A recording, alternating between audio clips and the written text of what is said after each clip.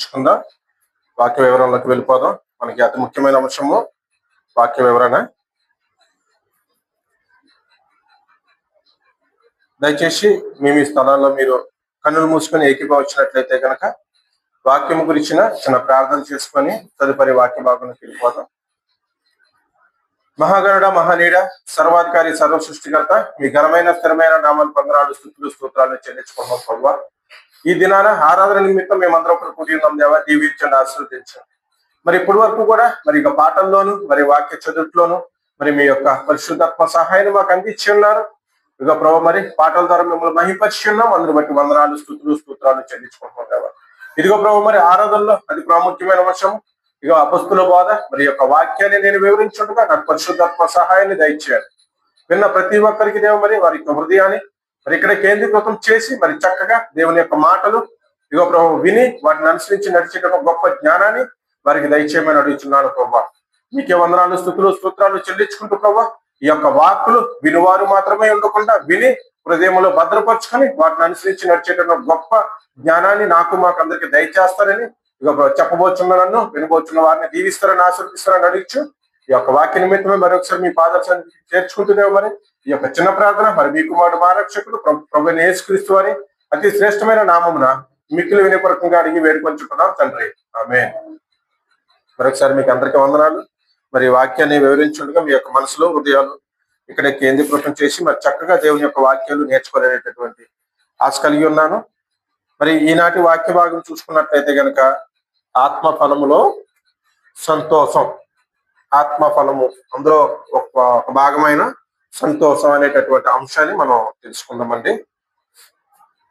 ఆత్మ ఫలములు మొత్తం కలిపితే ఎన్నండి? మొత్తం అంతా ఆత్మ ఫలం అంటారు.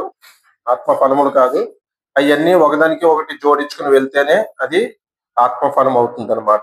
ఎందుకనంటే ఇక్కడ ఎందుకు అలాగా చెప్పడం జరుగుతుందంటే గలతీయులకు రాసిన పత్రిక 5వ అధ్యాయము అక్కడ చూసినట్లయితే మనకు తెలియపరుస్తున్నాడు అనమాట లేఖనకారులు.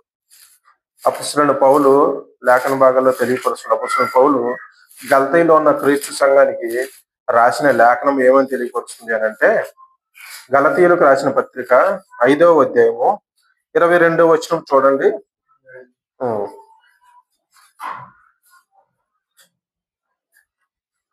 5వ అధ్యాయము 22వ వచనము చూసినట్లయితే మీకు అర్థమవుతుంది. అయితే ఆత్మ ఫలం ఏమనగా, ఆత్మ ఫలం ఏమనగా అని ఇచ్చారా లేదా ఆత్మ ఫలములు అని ఇచ్చారా? ఆత్మ ఫలం ఏమనగా. సో వీటినన్నిటిని ఒకదానికొకటి లింకప్ చేసుకుంటూ వెళ్ళారనమాట. ఎగ్జాంపుల్ ప్రేమ. ప్రేమ ఉన్న చోట ఏముంటుందండి? సంతోషం. సంతోషం ఉన్న చోట సమాధానం ఉంటుంది. సమాధానం ఉన్న చోట అలాగా ఒకదానికొకటి లింకప్ చేసుకుంటూ వెళ్ళారు. సో ఈ 9 వాటిని కలిపితేనే, ఈ 9 వాటిని కలిపితేనే ఆత్మ ఫలము అవుతుంది అనమాట. ఫర్ ఎగ్జాంపుల్ మనము ఒక ఇంటిలో హౌస్ వైఫ్స్ కూరలు చేస్తారు. దాన్ని కూర అని ఎప్పుడు అంటాం? అన్ని రకాల కూరగాయలు మిళితం చేసి ఒక ప్రాసెస్ ప్రకారం, ఒక పద్ధతి ప్రకారం వండితేనే అది కూర అవుతుంది. అంతేగాని ఉల్లిపాయ లేకుండా టమాటాలు వేసిన తర్వాత ఉప్పు వేయకుండా కారం వేసి అవన్నీ చేస్తే దాన్ని కూర అంటారా? అంటారు. సో అన్ని కలిపితేనే కూర అవుతుంది. అదే విధంగా ఇక్కడ ఇవన్నీ కలిపితేనే ఆత్మఫలము అవుతుంది అనమాట. సో అందులో ఆత్మఫలములో ఒకటైన సంతోషం అనేటటువంటి అంశాన్ని ఈ రోజు లేఖన భాగాల నుంచి తెలుసుకుందాం. ఈ యొక్క సంతోషం అనేటటువంటి అంశము ఎటువంటిదేనంటే ప్రతి ఒక్కరి విషయంలోని ఈ సంతోషం అనేటటువంటి ఈ యొక్క గుణము ఉంటదనమాట. ఎందుకనంటే భౌతిక పరమైన సంతోషం అంట తాత్కాలికమే, టెంపరీయే. ఫర్ ఎగ్జాంపుల్ నేను ఉద్యోగం చేస్తాను, నా ఉద్యోగంలో నాకు ఇంక్రిమెంట్ ఎక్కువ వేశారనుకో నాకు సంతోషం, ఎనలేని సంతోషం, పట్టలేనంత సంతోషం. కానీ అది ఎన్నాళ్ళు ఉంటది? ఒక వారమో 2 వారాలు ఉంటది. తర్వాత రొటీన్ అయిపోద్ది. ఇంకా ఈ సంతోషం ఇంకెన్నాళ్ళు అలా కొనసాగిస్తామని. అది భౌతిక పరమైన సంతోషం. భౌతిక పరమైన సంతోషము తాత్కాలికమే. ఒక రోజుకో 2 రోజులకో ఒక రోజుకో 2 రోజులకో దాన్ని సంతోషపడతామే తప్ప మనం జీవితాంతం సంతోషపడేటటువంటి అంత గొప్ప విషయం కాదది. అది భౌతిక పరమైన విషయం. అంత మాత్రం కాకుండా మన మనసుకి తృప్తినిచ్చే పని ఏదైనా చేశాము అనుకోండి, అది కూడా సంతోషకరమైన వార్తే. అంటే మన మనసుకి నచ్చింది ఏదైనా చేసామనుకోండి, అప్పుడు మన యొక్క మనసు ఏమవుతుంటది, సంతోషపడతా ఉంటది అనమాట. సో అది కూడా ఏమిటి అని అంటే భౌతికపరమైన సంతోషమే. అయితే సంతోషం అనేది మనకి ఎక్కడి నుంచి వస్తుంది అని అంటే, మనం చేసే పనుల వల్ల, మనం చేసే మంచి పనుల వల్ల మన ఆత్మకి తృప్తి కలిగింది అని అంటే మన మనసులో నుంచి వస్తుంది అనమాట సంతోషం. సో ఈ దినాన నేను చాలా హ్యాపీగా ఉన్నాను అని చెప్పేసి మనలో మనం ఫీల్ అవుతుంటాం మన మనసులో. అది ఎందుకు అని అంటే, ఎందుకంటే మనం మంచి పని చేసాం కాబట్టి, దేవుడు మెచ్చే పని చేసాం కాబట్టి మనం సంతోషంగా ఫీల్ అవుతాం అనమాట. అంత మాత్రం కాకుండా మంచి మంచి అనేది ఇంకెలా క్షమించండి, సంతోషం అనేది ఎలా వస్తుందనంటే గతాన్ని గుర్తు తెచ్చుకొని సంతోషపడేటటువంటి సందర్భం లేదు, జరగబోయే విషయాన్ని గురించి ఆలోచించి సంతోషపడేటటువంటి సందర్భం లేదు. ప్రస్తుతం అంటే ప్రజెంట్ సిచ్యువేషన్ లో నువ్వేంటి, నువ్వు ఎక్కడున్నావు, నీ మనసుకి సంతోషాన్ని ఇచ్చే పని ఏమైనా చేస్తావా, దాన్ని బట్టి నీ యొక్క మనసుకి సంతోషం అనేటటువంటి హావాభావం మనకి వ్యక్తపరచడం జరుగుతుంది అనమాట. అంటే మనం ప్రస్తుతం గురించి ఆలోచించడమే, ప్రస్తుతం గురించిన విషయాల గురించి ఆలోచించుకుంటూ ఆనందించడమే సంతోషం అని చెప్పేసి తెలియపరుస్తుంది అనమాట. అంత మాత్రం కాకుండా ఇతరులకు మంచి చేయడం కూడా చాలా సంతోషం అంట. ఇతరులకి ఎవరికైనా లేని వారికి మనం ఏమైనా ఇచ్చామనుకోండి, మనకి ఎంత సంతోషంగా ఉంటుంది. చాలు, ఈ రోజు నాకు కడుపు నిండిపోయింది, లేని వారికి కొంత ధర్మం చేశాను, నేను లేని వారికి అన్నం పెట్టాను, లేని వారికి అమౌంట్ ఇచ్చాను, లేని వారికి దుప్పట్లు, అలాగా అంటే లేని వారికి సహాయం చేసేటటువంటి గుణం కూడా సంతోషాన్ని ఇస్తుంది అనమాట మనకి. అంటే దాతృత్వ గుణం, ఆ గుణం కూడా మనకి సంతోషాన్ని ఇస్తుంది అనమాట. అయితే ఇక్కడ కొంతమంది మనం అనుకుంటాం, డబ్బు బాగా ఉంది, మంచిగా హ్యాపీగా ఉన్నాడు, మంచి లగ్జరీ కార్లో తిరుగుతున్నాడు, మంచి ఇల్లు కట్టుకున్నాడు అనేటటువంటి అని అనుకుంటాం అనమాట. డబ్బు సంతోషాన్ని ఇవ్వదండి, లేదంటే ఇంకేదో సంతోషాన్ని ఇవ్వదండి. మనం అనుకుంటాం అంతే, హ్యాపీగా ఉన్నాడేమో, డబ్బు ఉంది కదా హ్యాపీగా ఉన్నాడేమో అని అనుకుంటాం, కానీ అది సంతోషాన్ని ఇవ్వదు. ఆ సంతోషం ఇచ్చేవి ఏమైనా ఉన్నాయనంటే ఒక 5 అంశాలు ఉన్నాయి. అది ఏమిటి అంటే, సంతోషాన్ని ఇచ్చే విషయం ఏమిటంటే కృతజ్ఞత కలిగి ఉండడం. అంటే ఇతరుల పట్ల మనం కృతజ్ఞత భావాన్ని చూపించినట్లయితే నువ్వు సంతోషంగా ఉంటావు. అంతకంటే అన్నిటికన్నా ముఖ్యమైన మరొక అంశం ఏమిటంటే, నువ్వు ఆరోగ్యంగా ఉంటే సంతోషంగా ఉంటావు. అనారోగ్యంతో ఉన్నాం అనుకోండి, మనం ఎలా సంతోషంగా ఉంటాం, మన మనసంతా అట్టే ఉంటుందిగా, దిగులుగా. సో మనం ఏం చేయాలంటే ఇక్కడ ఆరోగ్యం ఉండడానికి ప్రయత్నించాలి. మొదట కృతజ్ఞత భావం కలిగి ఉండాలి, రెండవదిగా ఆరోగ్యంగా ఉండడానికి ప్రయత్నించాలి, మూడవదిగా మంచి సంబంధాలు కలిగి ఉండాలి. అంటే ఇతరులతో మంచి రిలేషన్ మెయింటైన్ చేస్తూ ఉండాలన్నమాట. అంతేగాని వాడు కనబడ్డట్టు ఈడేదో నాకు కనబడ్డాడు, వీడికి ఏం పని పట్టలేదా, ఇటు మొహం చూడలేకపోతున్నా అనేటటువంటి ఆలోచన ఉంటే నువ్వు సంతోషంగా ఉండలేవు. అందరితోనూ ఇతరుల పట్ల మంచి సంబంధాలు కలిగి ఉంటే నువ్వు సంతోషంగా ఉంటావు. అంత మాత్రం కాకుండా ఇతరులకు సహాయం చేయడం కూడా నీకు సంతోషాన్ని కలిగిస్తుందంట. 5వదిగా ప్రజెంట్ సిచ్యువేషన్ లో యాజ్ గా నువ్వు జీవించడం నీకు సంతోషాన్ని ఇస్తుంది. ఇప్పుడు రాబోయే వాటి గురించి ఆలోచించుకొని నువ్వు ఏదో సంతోషపడిపోవడం కాదులే కానీ, లేదంటే జరిగిపోయిన దాన్ని ఆలోచించుకొని సంతోషపడడం కాదు కానీ, ప్రస్తుతాన్ని గురించి ఆలోచించి ప్రస్తుతంలో జీవించడమే నీకు సంతోషకరమైన వార్త అని చెప్పేసి లేఖన తెలియపరుస్తున్నాడు అనమాట. సో అంత మాత్రం కాకుండా నువ్వు నిత్యము నిరంతరం కూడా సంతోషంగా ఉండాలంటే ఈ భౌతిక పరమైన ఈ యొక్క ఈవులు ఎంత మాత్రం కూడా నీకు సంతోషాన్ని ఇయ్యలేవు. కానీ నిత్యము నిరంతరం కూడా నువ్వు సంతోషంగా ఉండాలంటే ఏం చేయాలంటే దేవునితో అనుసంధానం ఏర్పాటు చేసుకోవాలన్నమాట.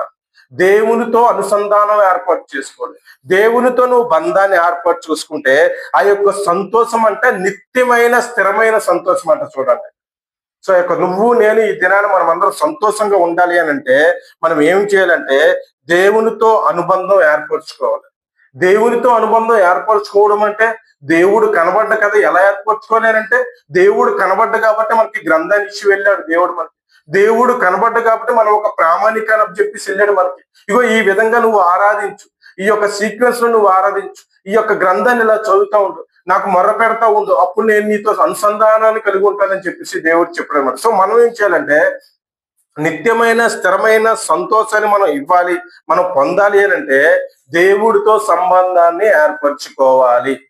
అదనమాట. ఈ భౌతికపరమైన సంతోషాలు, ఆనందాలు, ఆహ్లాటాలు ఇవన్నీ కూడా, ఆర్భాటాలు అవన్నీ కూడా తాత్కాలికమే. దేవునితో ఏర్పరచుకున్న సంబంధమే నిత్యమైన ఆనందాన్ని ఇస్తుంది, స్థిరమైన సంతోషాన్ని మనకి ఇస్తుంది అనమాట. సో మనము దేవునితో సంబంధం ఏర్పరచుకునే వారుగా ఎలా ఉండాలి అని అంటే, నిత్యం కూడా ఆయన యొక్క పరిశుద్ధ గ్రంథాన్ని చదివి ఆయన జీవాహారాన్ని మనం ఆరగించే వారముగా ఉండాలి. ఆయన జీవజలాన్ని మనం తాగే వారముగా ఉండాలన్నమాట. అప్పుడు మనకి నిత్యమైన స్థిరమైన సంతోషం వస్తుందని చెప్పేసి మనకి తెలుసుకుంటున్నాం అనమాట. సో అంత మాత్రం కాకుండా అతని యొక్క వాక్యాన్ని, పరిశుద్ధ గ్రంథమైన వాక్యాన్ని అనుసరించడం వల్ల వస్తుంది. పరిశుద్ధాత్మ బోధల వల్ల మనకి సంతోషం వస్తుంది. అంత మాత్రం కాకుండా నిరంతరం కూడా మనం పాటలు పాడుట ద్వారా, వాక్యాలు చదువుట ద్వారా, ప్రార్థన చేయడం ద్వారా మనకి నిత్యమైన స్థిరమైన సంతోషం వస్తుందని చెప్పేసి మనకి తెలియపడుతుంది అనమాట. అయితే ఈ సంతోషం ఎక్కడ ఉంటది? ఈ సంతోషం ఎక్కడ ఉంటది అంటే, ఇందాక 5 అంశాలు చెప్పాను మీకు. కృతజ్ఞత కలిగి ఉంటే నీ దగ్గర సంతోషం ఉంటది. ఇతరులకు సహాయం చేస్తే నీ దగ్గర సంతోషం ఉంటది. అందరితో మంచి సంబంధాలు కొనసాగిస్తే నీతో సంతోషంగా ఉంటావు నువ్వు. అంత మాత్రం కాకుండా ప్రస్తుతంలో జీవించడం వల్ల నీకు సంతోషం ఉంటుంది, ఆరోగ్యం ఉండడం వల్ల సంతోషం వస్తుంది. ఇవి భౌతిక పరమైన సంతోషాలు. ఇప్పుడు చూద్దాం దైవికమైన సంతోషం ఎలా ఉంటుంది, ఆ యొక్క సంతోషం ఎవరి దగ్గర ఉంటుంది అనే విషయాన్ని చూసుకున్నట్లయితే, కీర్తన గ్రంథము సహోదరుడికి చదివాడు. కీర్తన గ్రంథము 16వ అధ్యాయము 11వ వచనం చూసుకున్నట్లయితే ఇక్కడ తెలియపరుస్తున్నారు అనమాట లేఖనకారులు. కీర్తన గ్రంథము 16వ అధ్యాయము 11వ వచనం.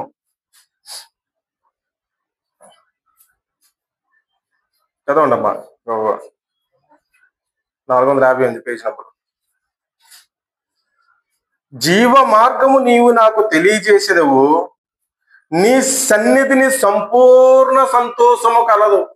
ఈ సంతోషము ఎక్కడ ఉంటది అని అంటే, ఈ సంపూర్ణమైన సంతోషం ఎక్కడ ఉంటది అని అంటే, ఈ నిత్యమైన స్థిరమైన సంతోషం ఎక్కడ ఉంటది అని అంటే, ఆయన సన్నిధిలో ఉంటదంట. ఆయన సన్నిధిలో నిత్యమైన స్థిరమైన సంపూర్ణ సంతోషం ఉంటదంట. సో ఆ యొక్క సంతోషాన్ని నువ్వు నేను మనం పొందాలి అని అంటే, ఆ యొక్క సంతోషాన్ని మనం అందరం కూడా మనం దాన్ని అనుభవించాలి అని అంటే, ఆ యొక్క సంతోషాన్ని, నిత్యమైన స్థిరమైన సంతోషాన్ని నువ్వు నేను పొందాలి అని అంటే ఎక్కడికి రావాలి అని అంటే, ఆయన సన్నిధికి రావాలంట. ఆయన సన్నిధిలోనంట సంపూర్ణ సంతోషం ఉంటదంట. సో మొదటగా మనం చేయాల్సిన పని ఏమిటి అని అంటే, ఆదివారం వచ్చిందన్నా, లేదంటే ఏమైనా ప్రార్థనలు జరుగుతున్నాయన్నా, లేదంటే కుటుంబ ప్రార్థనలు జరుగుతున్నాయన్నా, కృతజ్ఞత కూడుకులు జరుగుతున్నాయన్నా, మనం ఏం చేయాలి అంటే, ఈ భౌతిక సంబంధమైన అవసరతలు, అక్కరతలు, పనులు అవన్నీ కూడా పక్కన పెట్టి ఆయన సన్నిధానానికి చేరుకునే వారంగా ఉండాలి. అప్పుడు మనకి సంపూర్ణ సంతోషం దొరుకుతుంది అని చెప్పేసి ఈ లేఖన భాగం తెలియపరిచిన మాట. అంత మాత్రం కాకుండా మరొకరి దగ్గర ఉంటదంట ఆ యొక్క సంతోషము. ఎవరి దగ్గర అంటే, ప్రభుని యేసుక్రీస్తు వారి దగ్గర ఉంటదంట ఆ సంతోషము. సో అతని దగ్గరికి మనం వచ్చే వారముగా ఉంటే, ఆయన గ్రంథాన్ని చదివే వారముగా మనం ఉంటే, మనం ఎలా కలిగి ఉంటాం అంటే సంతోషాన్ని కలిగి ఉంటామంట. చూద్దాం, యోహాను సువార్త 1:1 తెలియపరుస్తున్నాడు, గ్రంథాన్ని చదివితే సంతోషం ఎలా వస్తుంది అని అంటే, అసలు గ్రంథం అంటే ఎవరు? ప్రభువునందు సంతోషం ఉంటుందని చెప్తాను అంటున్నావు కదా. అయితే ఈ గ్రంథం అంటే ఎవరు అని అంటే చూసుకున్నట్లయితే, ఇక్కడ ఆది యందు వాక్యం ఉండెను, వాక్యము దేవుని యొద్ద ఉండెను, వాక్యము దేవుడై ఉండెను. చూడండి, ఆ వాక్యం అంట దేవుడై ఉన్నాడంట. ఆ వాక్యము అనంటే దేవుడై ఉన్నాడు కాబట్టి, ఈ యొక్క వాక్యాన్ని నువ్వు నేను చదివినట్లయితే మనం సంతోషంగా ఉండేటటువంటి సందర్భం ఏర్పడుతుందంట. మనకు సంతోషం కలిగేటటువంటి సిచ్యువేషన్ ఏర్పడుతుందంట. ఆ వాక్యం అంటే 14వ వచనంలో చూసినట్లయితే, ఆ వాక్యము శరీరధారియే కృపా సత్య సంపూర్ణుడిగా మన మధ్య నివసించెను. చూడండి, అంటే ప్రభు దగ్గర సంతోషం ఉంటుందని చెప్పాను కదా. ఆ ప్రభు యొక్క ఈ వాక్యమే ప్రభు అని యేసుక్రీస్తు వారంట. ఆది యందు వాక్యం ఉండెను, వాక్యము దేవుని యొద్ద ఉండెను, వాక్యము దేవుడై ఉండెను. ఆ వాక్యమే దేవుడై ఉండెను, ఆ వాక్యమే ప్రభు అని యేసుక్రీస్తు వారు, ఆ వాక్యమే ప్రభు అని యేసుక్రీస్తు వారు అన్నమాట. సో మనకు సంతోషం కలగాలి, సంతోషం మనం సంపాదించుకోవాలి అని అనుకున్నాం అనుకో, మొట్టమొదటిగా నువ్వు నేను మందిరానికి చేరుకోవాలి. ఆయన మందిరంలో సంపూర్ణ సంతోషం ఉంటది. ఆ తర్వాత ప్రభువునొద్ద సంతోషం కలదంట. ప్రభు వద్దకు చేరుకోవాలి మనం. ప్రభు వద్దకు అంటే ఆయన స్థాపించిన సంఘానికి చేరుకునే వారముగా మనం ఉండాలి. తెలియపరచిన ఫిలిప్పీయులకు రాసిన పత్రిక 4:4లోని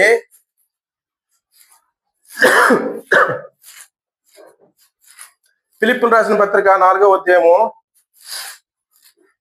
4వ వచనము, ఎల్లప్పుడూ ప్రభువునందు ఆనందించుడి, మరలా చెప్పుదును ఆనందించుడి. అంటే మనం ఏం చేయాలంటే ప్రభువునందు ఆనందించే వారముగా ఉండాలి, ప్రభువునందు సంతోషించే వారముగా ఉండాలి. మరలా చెప్పుచున్నాను ఆనందించుడి, ప్రభువునందు మాత్రమే సంతోషించుడి. మీరందరూ ఈ భౌతికపరమైన సంతోషాలు ఎంతకాలం కూడా నిలవలేవు.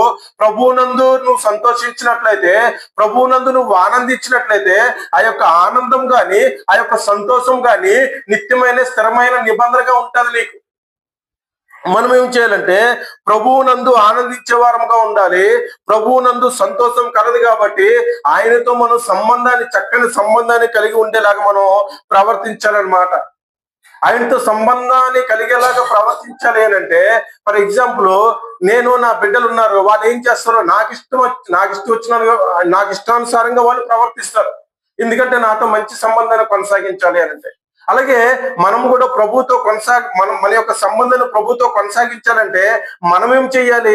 ప్రభు ఎలాగైతే నడుచుకున్నారో, ప్రభు ఎలాగైతే ఈ యొక్క లోకంలో జీవించారో, ప్రభు శరీరధారి ఎలాగైతే ఈ లోకానికి వచ్చి ఏ పాపము ఎరగకుండా మన గురించి సిలువలో బలి అయ్యారో, అటువంటి గొప్ప మాదిరికరమైన జీవితాన్ని నువ్వు జీవించినట్లయితే అప్పుడు నువ్వు ప్రభుతో అనుసంధానించబడతావు, అప్పుడు నువ్వు ప్రభుత్వ సంబంధాన్ని కొనసాగించిన వాడు అవుతావు అని చెప్పి ఈ లేఖన భాగాలు తెలియపరచమాట. అంత మాత్రం కాకుండా మరొక మాట తీసుకుందామండి. 1వ దశలోనిక 1వ అధ్యాయము 6వ వచనం చూసుకున్నట్లయితే, 1వ దశలోనిక 1వ అధ్యాయము చదవండి. పరిశుద్ధాత్మ వలన కలుగు ఆనందముతో గొప్ప ఉపద్రవమందు మీరు వాక్యమును అంగీకరించి మమ్మును ప్రభువును పోలి నడుచుకుని వారైతే. చూడండి, ఇక్కడ సంతోషము ఇంకొక దగ్గర ఎక్కడ ఉంటది అని అంటే పరిశుద్ధాత్మ దగ్గర ఉంటదంట.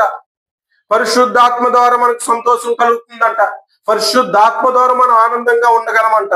తెలియపరచు, పరిశుద్ధాత్మ వలన కలుగు ఆనందముతో, పరిశుద్ధాత్మ వలన కలుగు ఆనందంతో, పరిశుద్ధాత్మ వలన కలుగు సంతోషముతో గొప్ప ఉపద్రవమందు మీరు వాక్యాన్ని అంగీకరించాలంట. చూడండి, అంటే ఇక్కడ పరిశుద్ధాత్మ ద్వారా మనకు ఆనందం కలుగుతుంది, పరిశుద్ధాత్మ ద్వారా మనకు సంతోషం కలుగుతుందని ఇక్కడ లేఖన భాగాలు తెలియపరుస్తున్నమాట. సో పరిశుద్ధాత్మ సహాయం లేకుంటే మనం ఈ దినాన్ని ఇలా ఉండగలమా?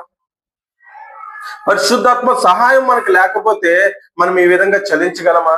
సో మనకి ఏంటంటే మొదటగా దేవుని యొక్క సంతోషం ఉంటది, ఆయన మందిరములో సంతోషం ఉంటది, ప్రభువుని యేసుక్రీస్తు వారి దగ్గర సంతోషం ఉంటది, పరిశుద్ధాత్మ ద్వారా మనకు సంతోషం కలుగుతుంది అని చెప్పి లేఖన భాగాలు తెలియపరిచినాయి. అంత మాత్రం కాకుండా ఈ యొక్క గ్రంథాన్ని, ఈ యొక్క దేవుడు ప్రభువుని యేసుక్రీస్తు వారు అనేటటువంటి వాక్యాన్ని నువ్వు చదవడం వల్ల నీకు సంతోషం కలదంట. చూడండి, నిరంతరం కూడా ఈ యొక్క గ్రంథాన్ని చదవడం వల్ల సంతోషం కలుగుతుందంట, సంతోషంగా ఉంటావంట. నువ్వు సంతోషంగా ఉంటానంటే ఈ భౌతికపరమైన లోక సంబంధమైన ధనాపేక్ష సమస్త కీళ్లకు మూలమని అంటారు కదా, ఈ లోక సంబంధమైన ఆశలకు, లోకంలో మెరిసే మెరుపులకు, లోకంలో ఉండేటటువంటి రూపించబడినటువంటి వాటిలో నీకు సంతోషం ఉండదు. దేవుని యొక్క వాక్యంలో సంతోషం ఉంటది. ఈ లోకమంతా కూడా ఎటువంటిదంటే సాతానుకు సంబంధించింది. వాడు మనకి ఎన్నో కుయుక్తులు చేస్తూ ఉంటాడు, ఎన్నో పన్నాగాలు పన్నుతూ ఉంటాడు మనల్ని ఆ లోకంలోకి లాగడానికి. అంటే మనం ఈ లోకంలో బాగుంటుంది, మనం చూడడానికి ఎలా ఉంటదంటే ఎంతో ఆహ్లాదకరంగా ఉంటది, ఎంతో హాయిగా ఉంటది, ఎంతో సంతోషంగా, ఎంతో ఆనందంగా ఉంటది. ఈ లోక పనులన్నీ కూడా అవి ఆనందంగా ఉన్నాయి కదా, సంతోషంగా ఉన్నాయి కదా అని చెప్పి మనం పరుగులెట్టాం అనుకోండి, అది అక్కడితోనే ఉంటది. అంటే తాత్కాలికమైన సంతోషం. అది నీకు నిత్య సంతోషము, నిత్య ఆనందం కావాలంటే ఆయన యొక్క గ్రంథాన్ని చదవాలి. నువ్వు చదివినట్లయితే నీకు సంతోషం కలుగుతుంది అని చెప్పి లేఖన భాగం తెలియపరచు. ఇర్మియా గ్రంథము 15వ అధ్యాయము 16వ వచనంలో తెలియపరుస్తున్నారండి ఆ మాట. ఇర్మియా గ్రంథము 15వ అధ్యాయము 16వ వచనం.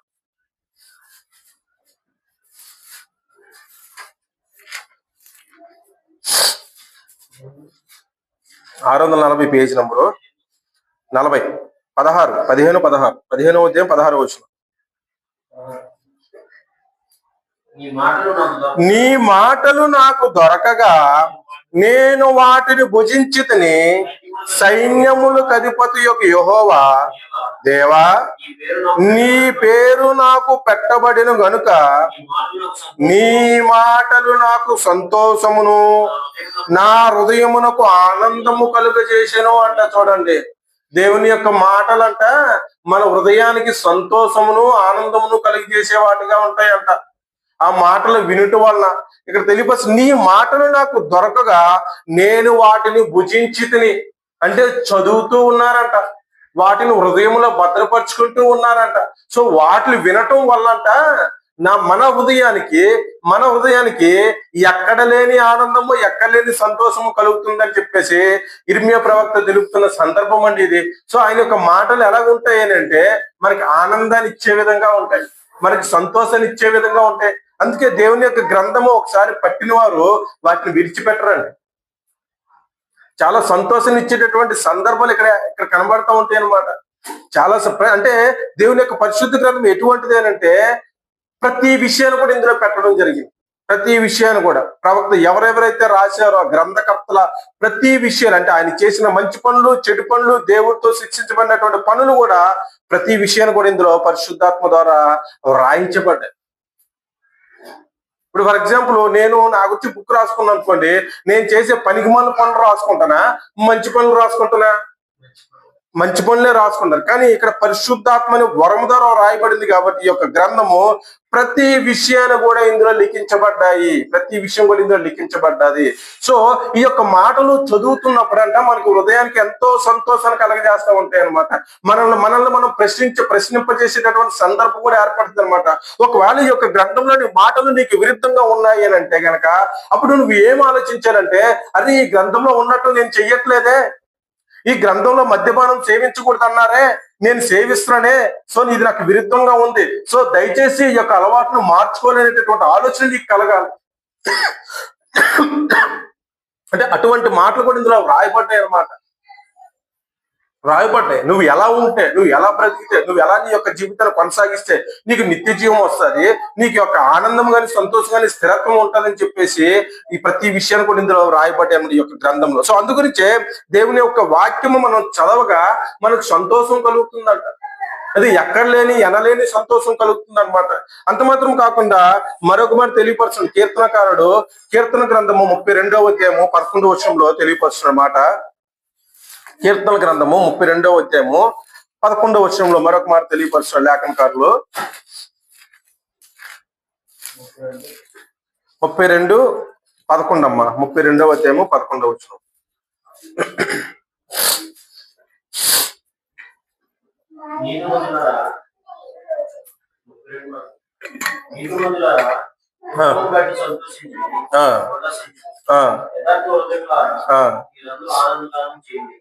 అది చాలండి. అయితే ఇక్కడ నీతిమంతులారా యెహోవాను బట్టి సంతోషించుడి.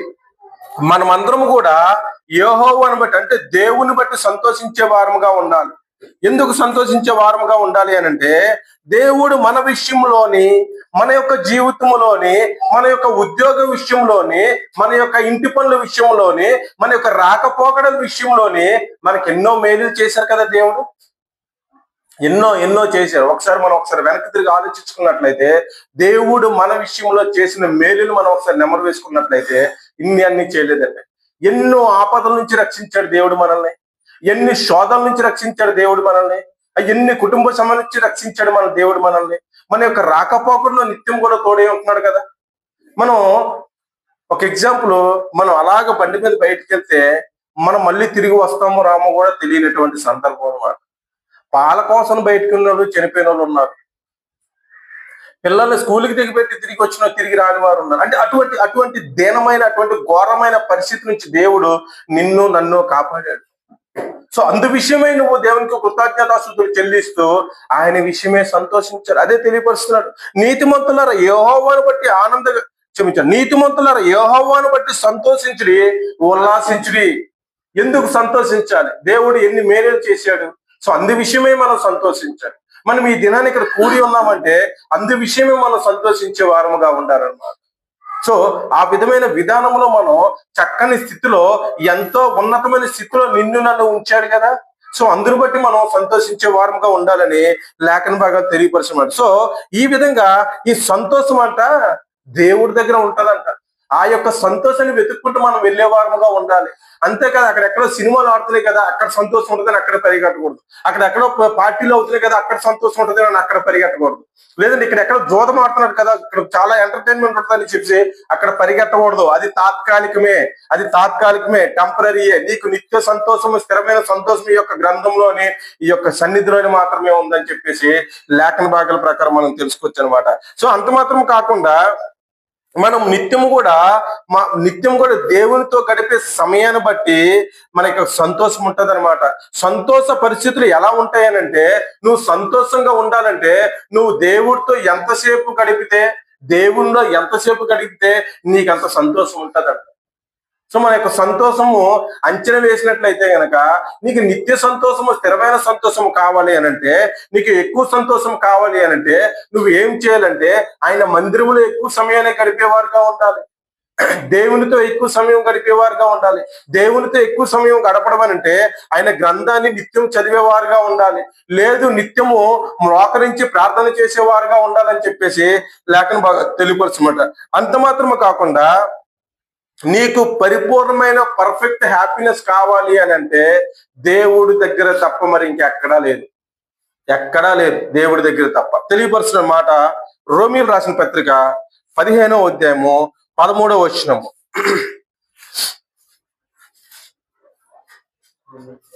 రోమీయులు రాసిన పత్రిక 15వ అధ్యాయము 13వ వచనము. కాగా మీరు పరిశుద్ధాత్మ శక్తి పొంది విస్తారముగా నిరీక్షణ గలవారగుటకును, నిరీక్షణకర్తయగు దేవుడు విశ్వాసము ద్వారా సమస్త ఆనందముతోను సమాధానముతోను మిమ్మల్ని నింపును గాక. చూడండి, అంటే సమస్త ఆనందంతోను సంతోషమును మిమ్మల్ని నింపును గాక. అది ఎలాగనంటే మీరు పరిశుద్ధాత్మ శక్తి పొంది విస్తారముగా నిరీక్షణ కలవారగుటకు అంటే వేచి చూచుటకు, దేవుడి విశ్వాసము ద్వారా మాత్రమే, అంటే దేవుళ్ళో గడుపుట ద్వారా మాత్రమే, దేవుని అందు విశ్వాసించడం ద్వారా మాత్రమే సమస్త ఆనందముతోనూ సమాధానంతోనూ ఉంటారు అని అంట. చూడండి, సమస్త ఆనందం అంటే సమస్త సంతోషం అంటే పర్మనెంట్ హ్యాపీనెస్ అనమాట.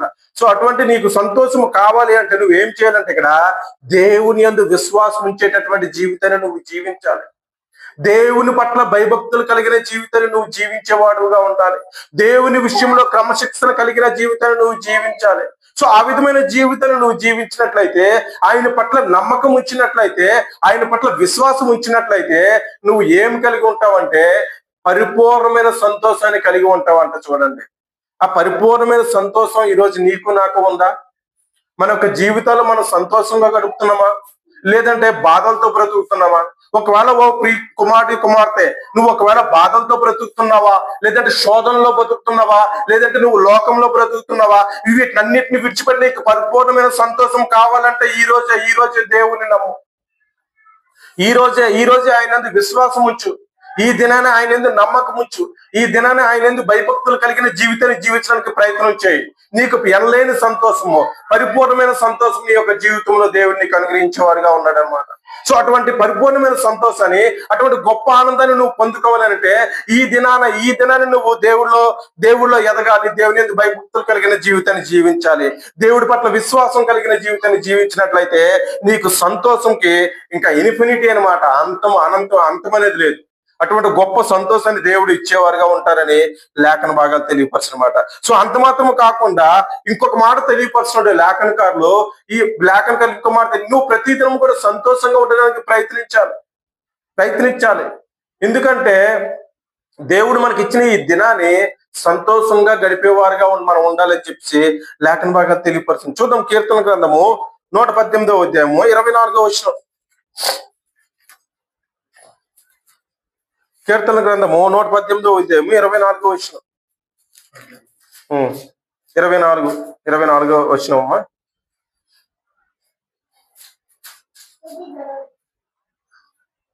515 పేజీ 118వ అధ్యాయము 24 వచ్చినము. కీర్తనల గ్రంథం అమ్మా. ఇది యెహోవా ఏర్పాటు చేసిన దినము, దీని యందు మనము ఉత్సాహించి సంతోషించదము. నీ కోసం నా కోసం దేవుడు ఈ దినాన్ని ఏర్పాటు చేశాడు. నా జీవితాలు ఈ దినాన్ని బ్రతకడం కోసం దేవుడు నీకు ఈ దినాన్ని అనుగ్రహించాడు. మనం అందరికి కూడా దేవుడు ఈ విధంగా సజీవంగా ఉన్నామనంటే మన జీవితంలో దేవుడు మరొక నూతన దినాన్ని అనుగ్రహించాడు. కాబట్టి ఆ దినాన్ని మనం ఏం చేయాలంటే సంతోషకరంగా గడపాలి, దేవుల్లో గడిపేవారుగా ఉండాలి, దేవుని మీద విశ్వాసం ఉంచేవారుగా ఉండాలన్నమాట. సో అందుగురించి మనం ఏం చేయాలంటే దేవుడు మన కొరకు ఇచ్చిన ఈ దినాన్ని సంతోషంగాను ఆనందంగాను గడిపే వారంగా ఉండాలి. ఈ సంతోషంగాను ఆనందంగా గడిపేవారుగా ఉండాలంటే ఎలా? దేవుడు మనకి ఇచ్చిన దినం బాగుంది, మనం హ్యాపీగా ఉండాలి, ఆనందంగా ఉండాలంటే ఇందాక చెప్పిన విధంగా అక్కడెక్కడో పార్టీ అయితే అక్కడికి వెళ్ళడం కాదు సంతోషం అంటే, అక్కడెక్కడో సినిమాలు అయితే సినిమాలకి వెళ్ళడం కాదు సంతోషం అంటే. ఇది సంతోషం. దేవుని మందిరంలో ఉండడం అనేది సంతోషం, దేవుని గ్రంథాన్ని చదవడం అనేది సంతోషం, దేవునికి మోకరించడం సంతోషం. ఈ విధమైన సంతోషాన్ని దేవుడు కోరుకుంటున్నాడు. నువ్వు ఈ దినాన్ని చక్కగా ఉపయోగించుకున్నట్లయితే నీ యొక్క జీవితంలోని సంతోషం, స్థిరమైన నిత్యమైన సంతోషం కలుగుతుంది అని చెప్పేసి దేవుని లేఖనాలు తెలియపరిచినాయి అన్నమాట. దేవుడు మనకి ఇచ్చిన దినాన్ని, దేవుని కోసం ఏర్పాటు చేసిన ఈ దినాన్ని మనం కొంత సమయాన్ని దేవుడికి వెచ్చించి, నీ యొక్క శరీర అవసరతల నిమిత్తం కొంత సమయాన్ని వెచ్చించి ఎక్కువ సమయాన్ని దేవుని పట్ల గడిపినట్లయితే ఆ యొక్క సంతోషము ఎనలేనిదిగా ఉంటది, కొలమానం లేనిదిగా ఉంటది అనమాట. సో అటువంటి సంతోషాన్ని నువ్వు గడిపేవారుగా ఉండాలని లేఖన భాగాలు తెలియపరుస్తున్నాయి. సో అంత మాత్రం కాకుండా మరొక విషయంలో దేవుడు ఎక్కడ సంతోషిస్తారంటే, మనమే సంతోషించేవారం కాదు, దేవుడు కూడా మన పట్ల సంతోషించేటటువంటి సందర్భం ఉందన్నమాట. సంతోషిస్తాడు దేవుడు మనల్ని చూసి. పలానా కుమార్తె నీ విషయంలో నేను ఈ రోజు సంతోషించుతున్నాను అనేటటువంటి సందర్భం లేకపోలేదు అన్నమాట. తెలియపరచడం లూకా రాసిన పత్రిక, లూకా సువార్త 15వ అధ్యాయము 7వ వచనంలో తెలియపరచాడు అన్నమాట. చూద్దాం. లూకా సువార్త 15వ అధ్యాయము 7వ వచనము.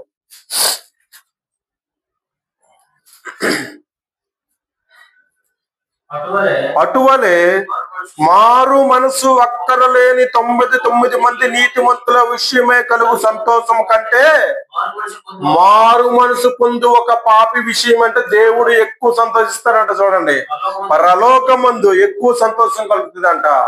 తెలియపరుచిన మాట చూడండి. ఒక పాపి మారితే నేను బహు గొప్పగా సంతోషిస్తాను పరలోకమందు. నేను ప్రతి విషయాన్ని వీక్షిస్తున్నాను, ప్రతి విషయాన్ని నేను చూస్తున్నాను. నువ్వు ఒక పాపి మారాడంటే కనుక నేను అత్యంత ఆనందభరితున్నాయి, అత్యంత సంతోషించే వ్యక్తిగా ఉంటానని చెప్పేసి దేవుడు తెలియపరుస్తున్నాడు అనమాట. సో అటువంటి సంతోషం మనం దేవుడికి ఇవ్వాలి అని అంటే, దేవుడు మనకి ఎన్నో చేస్తాడు కదా. మనం ఈ దినాన సంతోషంగా ఉండే వారంగా ఉన్నాం కదా. మరి అన్ని అనుగ్రహించిన దేవుడు కూడా సంతోషంగా ఉండాలంటే మనం ఏం చేయాలి? నశించిపోచిన ఆత్మల్ని ఇక్కడ తీసుకొచ్చి పెట్టాలి. నశించిపోచిన ఆత్మల్ని రక్షించే విధమైన పనిలో మనం పురుకొల్పు ఉండాలన్నమాట. సో అటువంటి గొప్ప పని చేసినట్టే కనుక దేవుడు మన పట్ల సంతోషిస్తాడు, అత్యంత ఆనందభరితుడే పరలోకమందు ఆయన సంతోషంగా ఉంటాడనమాట. సో ఈ దినాన నువ్వు నేను మనమందరం కూడా దేవుడు సంతోషించే విధంగా చేసే పనులు మనం నిమగ్నమై ఉన్నామా? నా ప్రియ కుమార్తె ప్రశ్నించుకోవచ్చు అని చెప్పి మీకు మనవి చేస్తామన్నమాట. అటువంటి గొప్ప సంతోషించే విధంగా దేవుడు సంతోషించేటటువంటి పనిని మనం చేసేవారంగా ఉండాలన్నమాట. అంత మాత్రం కాకుండా దేవుణ్ణి ఆశ్రయించుట ద్వారా, దేవుని యొద్దకు వచ్చుట ద్వారా సంతోషం ఉంటుందని చెప్పి లేఖన భాగాలు తెలియపరుస్తుంది. చూద్దాం ఆ మాట కూడా.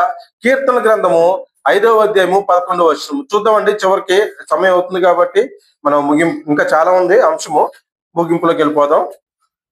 కీర్తన గ్రంథము 5వ అధ్యాయము 11వ వచనము. గౌగమ తీసి చదివినట్లయితే త్వరగా అయిపోతుంది. చదవమ్మా సోమేష్, చదువు, పర్లేదు. నన్ను ఆశ్రయించు వారందరూ సంతోషించుదురు. దేవుణ్ణి ఆశ్రయించినట్లయితే నువ్వు సంతోషించేవాడుగా ఉంటావు, దేవుని యొద్దకు నువ్వు వచ్చినట్లయితే నువ్వు సంతోషించేవాడుగా ఉంటావు అని చెప్పి లేఖన భాగం తెలియపరుస్తుంది. అంత మాత్రం కాకుండా దేవుడు మన కొరకు సృజించిన వాటిని గురించి మనం సంతోషించాలి, దేవుడు మన గురించి సృష్టిని నిర్మించాడు, అందు విషయమే మనం సంతోషించే వారంగా ఉండాలన్నమాట. అయితే ఇప్పుడు మన భౌతికపరమైన సంతోషాల విషయానికి వచ్చినట్లయితే గనక భౌతికపరమైన సంతోషాలు అన్ని లేవండి. భౌతికపరమైన సంతోషాలు రోజు రోజుకి అభివృద్ధి చెందుతూ ఉన్నాయన్నమాట. ఆ సంతోషాలు మనకు సంతోషం ఇచ్చేవి మనకు తెలిసినవి చూసుకున్నట్లయితే మద్యపానం భౌతికంగా సంతోషాన్ని ఇస్తుంది, ధూమపానం కూడా సంతోషాన్ని ఇస్తుంది, గ్యాంబ్లింగ్ అంటే ప్యాకెట్లు కానీ ఇంకేవేవో కోడి పందులు అవి ఉంటాయి అవన్నీ కూడా సంతోషాన్ని ఇచ్చేటటువంటి ఉంటాయి అన్నమాట. కానీ అవన్నీ కూడా తాత్కాలికమే. అంధకార సంబంధ క్రియలన్నీ కూడా ఎంతో సంతోషాన్ని ఇస్తాయి. ఈ లోకం మనకి ఎంతో ఆకర్షణీయంగా కనబడుతుంది, సంతోషాన్ని ఇచ్చే ఆ సంతోషాన్ని మనకు చూపించి సాతానుడు ఉచ్చులో మనం పడేలాగా చేస్తుంది అనమాట.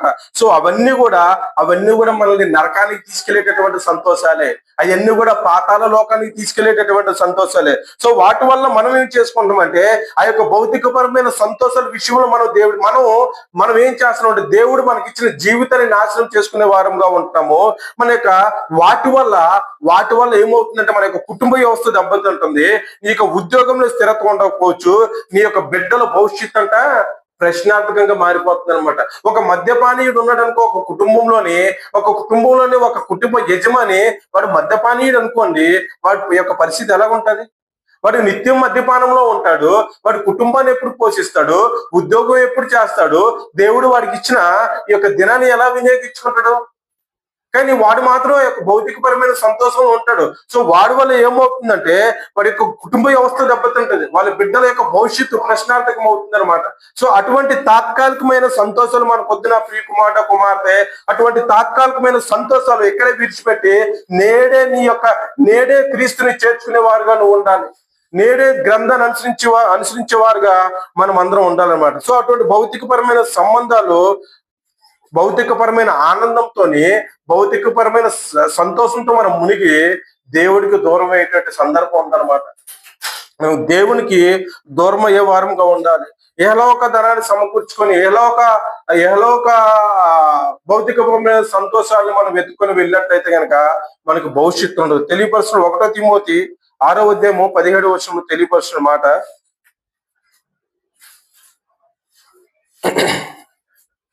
1 తిమోతి 6వ అధ్యాయము 17వ వచనం.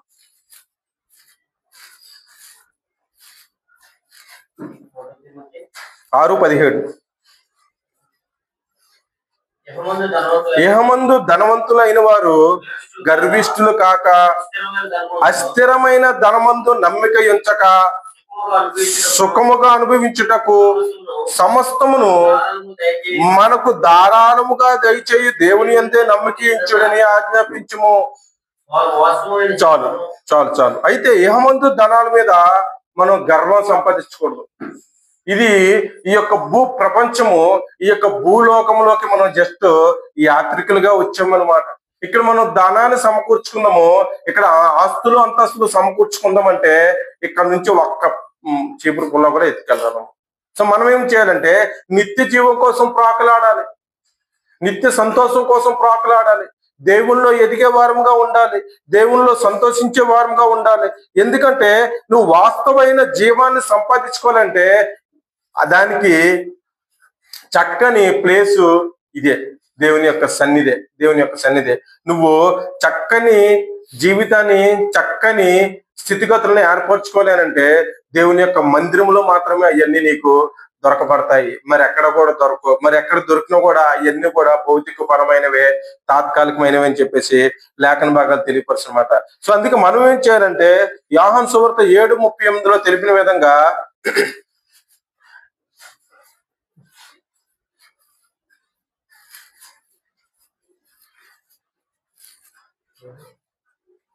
యోహాను సువార్త 7వ అధ్యాయము 38వ వచనంలో తెలిపిన విధంగా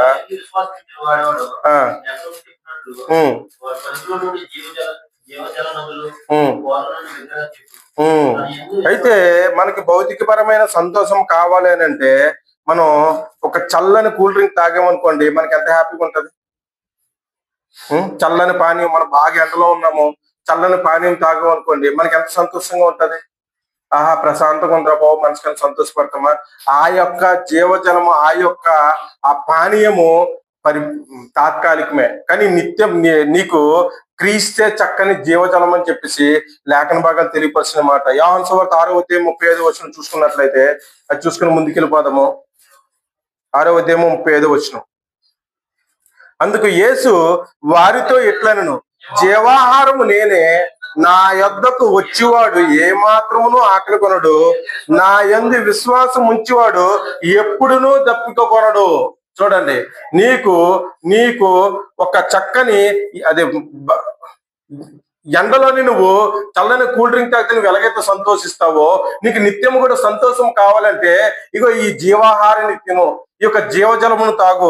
ఆ జీవజలం ఏంటి అంటే క్రీస్తు. క్రీస్తు అంటే వాక్యం. ఈ వాక్యాన్ని చదివినట్లయితే నీ నిత్య సంతోషం ఉంటది అని చెప్పేసి లేఖన భాగాలు తెలుపుతాయి. అంత మాత్రం కాకుండా నీకు నీ శరీరానికి విశ్రాంతి కావాలంటే, ఒకవేళ నీ శరీరానికి విశ్రాంతి దొరుకుతుందంటే నువ్వు సంతోషంగా ఉండవచ్చు. కానీ నీ యొక్క ఆత్మ సంతోషంగా ఉండాలంటే యేసు క్రీస్తు దగ్గర మాత్రమే అవుతుంది అని చెప్పేసి లేఖన భాగాలు తెలియపరిచినమాట. అంత మాత్రం కాకుండా ఒక మంచి స్నేహితుడి వల్ల నువ్వు సంతోషంగా ఉండవచ్చు. ఆ మంచి ఆ యొక్క సంతోషము తాత్కాలికమే. కానీ చక్కని క్రీస్తు అనేటటువంటి స్నేహితుని నువ్వు ఉంచుకున్నట్లయితే కనుక నీ యొక్క జీవితంలో ఎప్పుడు కూడా సంతోషం పొదువే ఉండదని చెప్పేసి తెలియపరచుకోండి. అంటే క్రీస్తే నీకు నిజమైన స్నేహితుడు అయితే నువ్వు ఎంత సంతోషంగా ఉంటావు. అటువంటి సంతోషాన్ని మనం కోరుకోవాలి కానీ తాత్కాలికమైన సంతోషాన్ని మనం ఎంత మాత్రం కూడా కోరుకోకూడదు అనమాట. అంటే నిత్య సంతోషము, స్థిరమైన సంతోషాన్ని మనం అనుభవించే వారముగా ఉండాలి అని చెప్పేసి లేఖన భాగాలు తెలియపరిచినాయి. అంత మాత్రం కాకుండా సంతోషం అంటే దేవుని యొక్క రాజ్యమే. దేవుని రాజ్యమే సంతోషం. సో ఆ సంతోషంలో మనం అందరం ఉండే వారంగా ఉండాలని చెప్పి లేఖన భాగాలు తెలియపరుస్తున్నాయి. చివరిగా ముగింపులోకి వచ్చినట్లయితే కనుక యోహాను సువార్త 16:22 చూసుకున్నట్లయితే, యోహాను సువార్త 16:22 చూసుకున్నట్లయితే, మీ సంతోషము ఎవడను మీ యొద్ద నుండి తీసివేలేటటువంటి, అంటే మన యొక్క దేవుని ద్వారా ఏర్పరచబడిన సంతోషము, దేవుని ద్వారా పొందిన సంతోషం అంట ఎవ్వరు కూడా ఎప్పటికీ కూడా తీసివేయలేరనమాట. సో ఇప్పుడు చెప్పిన వాటిని అనుసరించుకుంటూ మన యొక్క సంతోషము స్థిరత్వాన్ని, నిత్యత్వాన్ని కలిగి ఉండే విధంగా ఉండాలి. ఆ యొక్క సంతోషము ఎప్పటికీ కూడా ఎవరు కూడా మన వద్ద నుంచి తీసివేయలేరంట. ఒకవేళ భౌతికంగా సంతోషాన్ని నీ వద్ద నుంచి తీసివచ్చేమో, కానీ నిత్యమైన స్థిరమైన దేవుని ద్వారా పొందిన సంతోషాన్ని ఎవరు కూడా తీసివేయలేరని చెప్పి ఈ మాటలు తెలియపరిచిన మాట. 22వ యోహాను సువార్త 16:22 చూసుకున్నట్లయితే, అటువలే మీరును ఇప్పుడు దుఃఖపడుచున్నారు గాని మిమ్మును మరలా చూచెదను, అప్పుడు మీ హృదయము సంతోషించును, మీ సంతోషము ఎవడనూ మీ యొద్ద నుంచి తీసివేయలేడు. ఒకవేళ నువ్వు దేవుని దగ్గర రాకముందు ఒకవేళ దుఃఖపడినట్లయితే, కానీ దేవుని దగ్గరకు వచ్చాక నీకు ఉండేటటువంటి సంతోషం ఉంటది కదా, ఆ సంతోషము ఎవరునో ఎప్పుడునో ఎవడో తీసేయలేడంట మన యొద్ద నుంచి. అంటే దేవుడు మనల్ని ఆ విధంగా రక్షించే వారుగా ఉంటారు. దేవునితో మనం కలిసి జీవించినట్లయితే కనుక మనమందరం కూడా సంతోషంగా ఉండేటటువంటి సందర్భం ఏర్పడుతుందని చెప్పేసి మీకు తెలియపరచుకున్నాను. ఈ కొన్ని మాటలు మరి మీకు హెచ్చరిస్తూ, నన్ను నేను హెచ్చరించుకుంటూ, దేవుడు చెప్పిన విధంగా నడుచుకుంటూ మనమందరం కూడా దేవుళ్ళలో సంతోషంగా గడిపే వారంగా ఉండాలని చెప్పేసి మీకు హెచ్చరిస్తూ, నన్ను నేను హెచ్చరించుకుంటూ ఈ యొక్క వాక్య భాగం ముగిస్తున్నానండి. మరి ఇప్పటి వరకు కూడా శ్రద్ధగా విన్న మీకు అందరికీ ప్రభువైన యేసుక్రీస్తు నామములో వందనాలు తెలియజేసుకుంటాను.